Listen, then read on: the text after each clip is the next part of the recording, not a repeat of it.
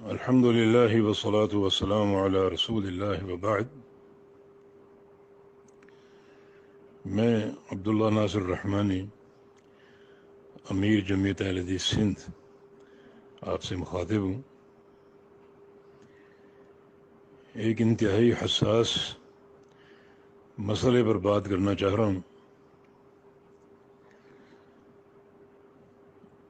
آج کل ایک باز گشت گونج رہی ہے لواری کے حج کے حوالے سے، جسے بڑے واضح طور پر ہمارے ہائی کورٹ نے روک دیا تھا۔ کچھ عرصہ بدین کے قریب لواری کے علاقے میں یہ حج ہوا، جو بہت بڑا ظلم ہے، اور بحمد اللہ ہمارے موقر ادارے، ہماری عدالت نے اس حج کو اپنے آرڈر کے ذریعے روک دیا، اور یہ رکا رہا۔ لیکن اس وقت بعد عناصر اسے دوبارہ شروع کرنے کے درپے ہیں، اور سنا ہے کہ کچھ وزراء کو بھی اس کی پشت پناہی حاصل ہے۔ یہ انتہائی ظالمانہ اقدام ہوگا۔ حج ایک شرعی فریضہ ہے، اسلام کا 5واں رکن ہے، اور جو حج کے سارے اعمال ہیں، بیت اللہ کا طواف، صفا مروہ کی سعی، وقوف عرفہ، مبیت مزدلفہ، اور پھر منا کی راتوں کا قیام، یہ سارے مقدسات مکہ مکرمہ میں ہیں، اور مسلمان وہیں کا قصد کرتے ہیں فریضہ حج کی ادائیگی کے لیے۔ اللہ تعالیٰ کا فرمان ہے، وَلِلَّهِ عَلَى النَّاسِ حِجُّ الْبَيْتِ مَنِ اسْتَطَاعَ إِلَيْهِ سَبِيلًا۔ تو یہ حج بیت اللہ کا ہے، اللہ کے گھر کا طواف ہے، صفا مروہ کی سعی ہے، تو یہ مقدسات مکہ مکرمہ میں ہیں۔ ابراہیم خلیل اللہ علیہ السلام نے جب خانہ کعبہ بنا لیا تو اللہ تعالیٰ نے حکم دیا کہ وَأَذِّن فِي النَّاسِ بِالْحَجِّ يَأْتُوكَ رِجَالًا وَعَلَى كُلِّ ضَامِرٍ يَأْتِينَ مِنْ كُلِّ فَجٍّ عَمِيقٍ، کہ اب آپ حج کی منادی کیجیے کہ اللہ کا گھر بن چکا، اور لوگ اسی کا قصد کریں، دور دراز کے علاقوں سے، کوئی یورپ میں ہو، کوئی افریقہ میں ہو، کوئی ایشیا میں ہو، اسی اللہ کے گھر کا قصد کرنا ہے اور یہیں آ کر حج کا فریضہ ادا کرنا ہے۔ تو یہ تو اسلامی شاعر میں سے جس کی تعظیم ہم پر فرض ہے۔ تو یہ حج کا فریضہ دنیا کے کسی اور مقام پر ادا نہیں ہو سکتا، یہ بیت اللہ کے ساتھ اور مکہ مکرمہ کے ان مقدسات کے ساتھ موقوف اور مشروط ہے، اور یہی فریضہ حج ہے۔ لیکن کسی مقام پر حج کا پروگرام بنانا، جیسے لواری میں حج دوبارہ شروع کرنے کا ایک پروگرام سننے میں آ رہا ہے، تو انتہائی مذموم یہ پروگرام ہے۔ ہمارے حکام بالا بتائیں کہ یہ جو لواری کی بعض عمارتیں جہاں لوگ طواف کریں گے، کیا یہ خانہ کعبہ ہے؟ کیا اس کو خانہ کعبہ کا درجہ دیا جائے؟ اور یہ جو سعی ادا کرنے کی کوشش کریں گے، کیا یہ وہ صفا و مروہ ہے جس کا قرآن میں ذکر ہے؟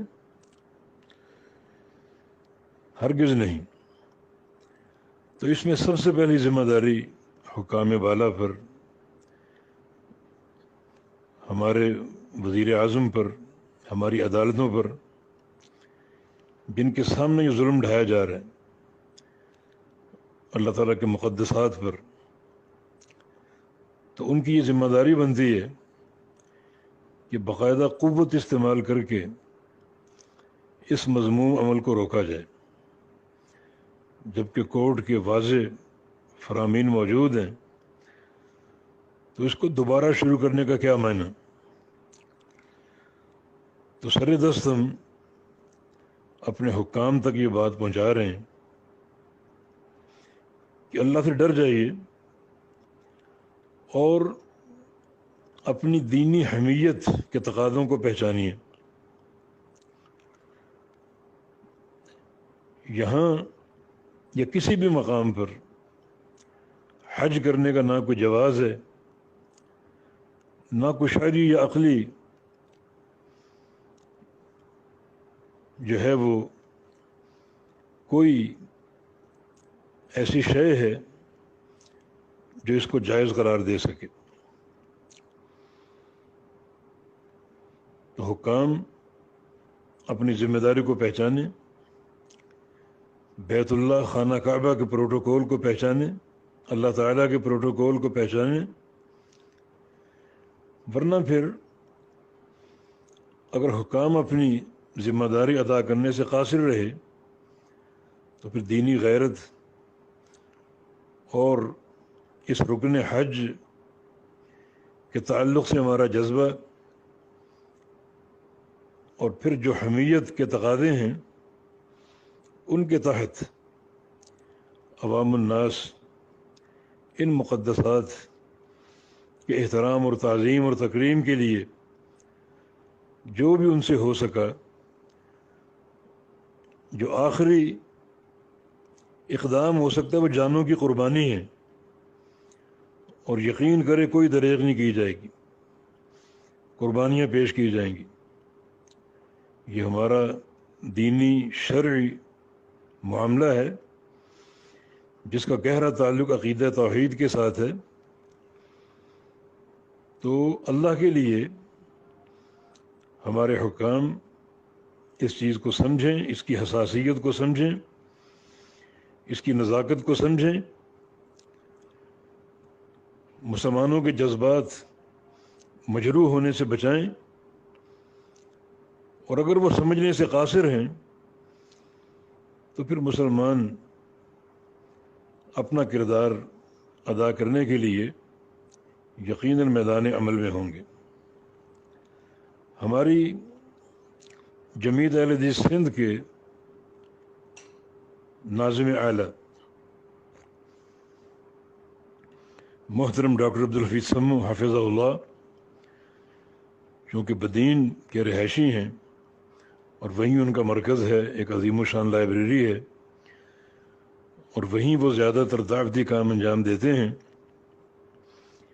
تو ان کے ذمہ یہ ڈیوٹی تفویض ہے کہ وہ اس کے خلاف آواز اٹھائیں۔ انشاءاللہ پوری جماعت ان کی پشت پر ہے، اور اگر حکومت اپنی ذمہ داری ادا کرنے سے قاصر ہوئی تو پھر جو ہماری غیرت کے تقاضے ہوں گے وہ دنیا دیکھے گی۔ تو ڈاکٹر عبدالحفیظ سمو حافظہ اللہ میدان عمل میں ہیں، جدوجہد جاری ہے بحمد اللہ، اور جو بھی ان کے متقاضیات ہوں گے جماعت ان کے ساتھ ہے۔ اللہ تعالی ہمارا حامی و ناصر ہو، اور جو بھی مکروہ عزائم ہیں ان لوگوں کے جن کو دین کا فہم حاصل نہیں اور اس قسم کی باتیں گاہے بگاہے وہ انجام دیتے رہتے ہیں، اللہ تعالیٰ ان کو ہدایت سے سرفراز فرمائے، اور اللہ رب العزت تمام مسلمانوں کو سچے عقیدہ توحید کا فہم دے، اور جو بھی ہمارے دین کے شاعر ہیں، ارکان ہیں، اللہ تعالیٰ ان کی حفاظت کی ان کو توفیق دے۔ یہ ہمارا ایک پہلا پیغام ہے جس میں ہم اپنی حکومت کو دعوت دیتے ہیں کہ وہ اس تعلق سے اپنے کردار کو سمجھے اور ادا کرے، یہ ان کی ذمہ داری، ورنہ یہ دنیا چند روزہ ہے، پھر آخرت کی جواب دہی، آخرت کی مسئولیت بڑی کڑی ہوگی، حساب بڑا سخت ہوگا۔ تو آج سرخرو ہو جائیں اپنی شرعی اور دینی غیرت کے تقاضوں کو پورا کرنے کے لیے۔ اللہ پاک توفیق عطا فرما دے۔ السلام علیکم ورحمۃ اللہ وبرکاتہ۔